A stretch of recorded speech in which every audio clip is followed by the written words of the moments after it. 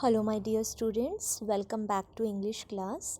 So today for class 9th I am taking chapter 8 part 2 Maria Sharapova. This is a part 2nd of chapter Reach for the Top. Part 1 we have already discussed, so let's continue what this chapter is about. This chapter is about the story of two successful women. One was Santosh Yadav, who has scaled Mount Everest twice, and we get to know about the lifestyle of Santosh Yadav in part 1, how she struggled, how she became famous, and how she achieved whatever she has dreamt. Fine. So today part 2nd we will deal with one another great personality, and her name is Maria Sharapova. Some of you might have listened this name also, Maria Sharapova. She is a famous women tennis player. Fine. And what kind of girl she was, and what was her hobbies, and how she became famous, all this we'll get to know. So a Russian girl, Maria Sharapova, so one thing is clear, that she was basically a Russian, reached the summit of women tennis when she was barely 18. So when she was only of 18 years, she was at the top most ranking in women tennis. As you read about her, see if you can draw a comparison between her and Santosh Yadav. Now see, the lifestyle of Santosh Yadav and Maria Sharapova is almost same. Both are very successful and both are at the topmost point of their career. So now let's start the part first. There is something disarming about Maria Sharapova, something at odds with her ready smile and glamorous attire. Attire is sense of clothing. So when we see this girl, Maria Sharapova, we get to know that she was something extraordinary. She always have a cute smile on her face, and she used to dress up very glamorous, very beautifully. Fine. So she was a good personality, an attractive personality, and she was a beautiful soul also. You'll get to know later. And that something in her lifted her on Monday 22nd August 2005 to the world number 1 position in women tennis. So on 22nd August 2005, she was declared as the number 1 position in women tennis. So she achieved the topmost honor in her life. All this happened in almost no time. In almost no time means in a very small age. Poised beyond her years, the Siberian born teenager took just 4 years as a professional to reach the pinnacle. Pinnacle is the highest point. So, within the hard work of 4 years, she practiced very deeply, very sincerely, only for 4 years, and she was at the number 1 position in women tennis. So this was the great achievement for this girl. However, the rapid ascent in a fiercely competitive world began 9 years before, with a level of sacrifice few children would be prepared to endure. So obviously beta, everything cost. Fine. So when she was very young, she has to compromise with many things for the practice of tennis. Little Maria had not yet celebrated her 10th birthday when she was packed off train in the United States, and she was not even of 10 years when she was sent to United States USA in an academy to learn more basics of women tennis. That trip to Florida with her father Yuri launched her on the path to success and stardom, but it also required a heart-wrenching 2-year separation from her mother Yelena. Now you can imagine, for a girl who is barely 9 or 9.5 year old, she has to separate from her mother for 2 years, and she has to live in an academy without parents, without any sibling. Fine. So this was really very heart-wrenching. It means very painful that she has to bear. But as I told, that everything cost something. If she wanted to be successful in the life, then she has to face all these struggles also. The latter was compelled to stay back in Siberia because of visa restrictions. So when we go from one country to another, then visa is required, and sometimes there is some restrictions of visa that she has to face. The 9-year-old girl had already learnt an important lesson in life, that tennis excellence would only come at a price. Now, at the age of 9, She understood that if she want to achieve something, then she have to sacrifice many things, and this is gonna be first thing for her. I used to be so lonely, Maria Sharapova recalls. I missed my mother terribly. My mother was working as much as he could to keep my tennis training going, so he couldn't see me either. Sorry, my father was working. Now see, she has left her mother and went to USA. She was her father. But father was also working very hard because he wanted to earn money so that tennis training goes smoothly. So he was also not having time for Maria Sharapova. So in a way she was separated from both her mother and father, and she used to feel very lonely. Because I was so young, I used to go to bed at 8 p.m. So this in our house also we used to say that young children used to sleep early. The other tennis pupils would come in at 8:11 p.m. and wake me up and order me to tidy up the room and clean it. So here we can say that harassment in academy or something, na? Seniors used to harass the junior. So she was the youngest one. She used to sleep at 8 o'clock, but when the other roommates or other tennis players used to come at 11 p.m. and they used to tease this girl.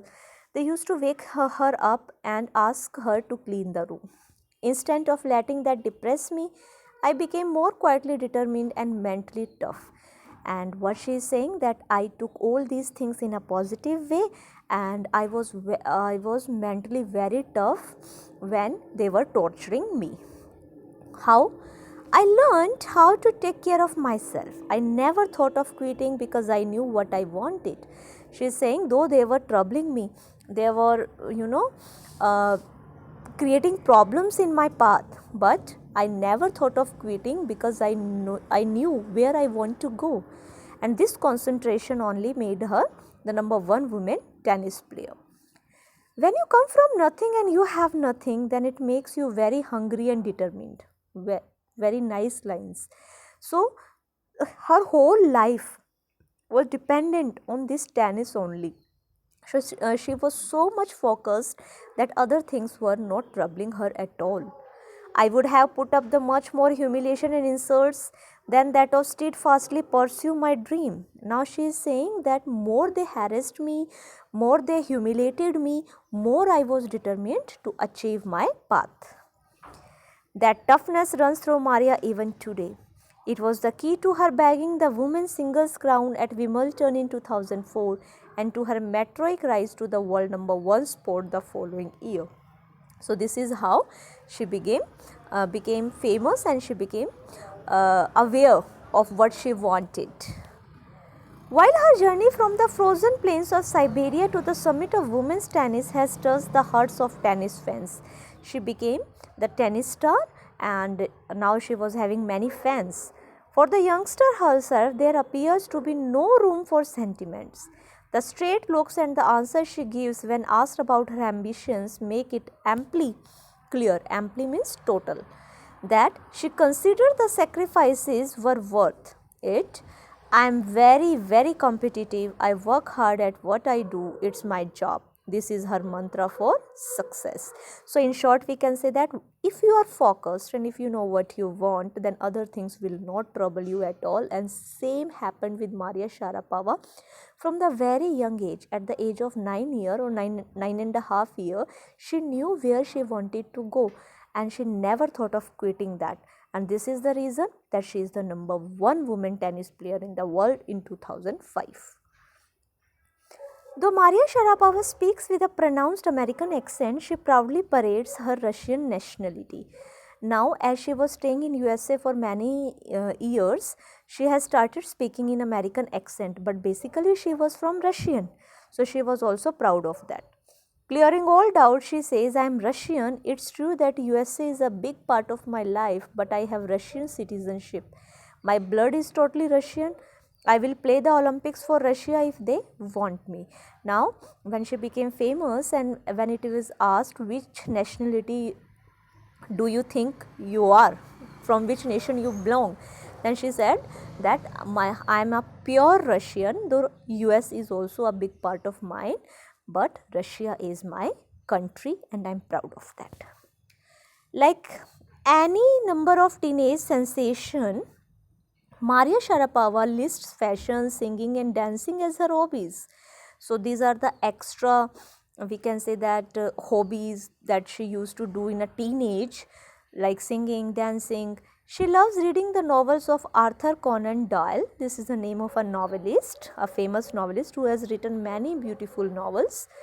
Her fondness for sophisticated evening gowns appears at odds with her love of pancakes with chocolate spread and fizzy orange drinks. These are the some of the other things, like in clothes she wanted to wear sophisticated is royal gowns she wanted to wear, or she likes, and she likes to eat pancakes. She likes to drink fizzy orange drinks. So these are some of the hobbies and likes and dislikes of Maria Sharapova, which was very much common like any other teenager.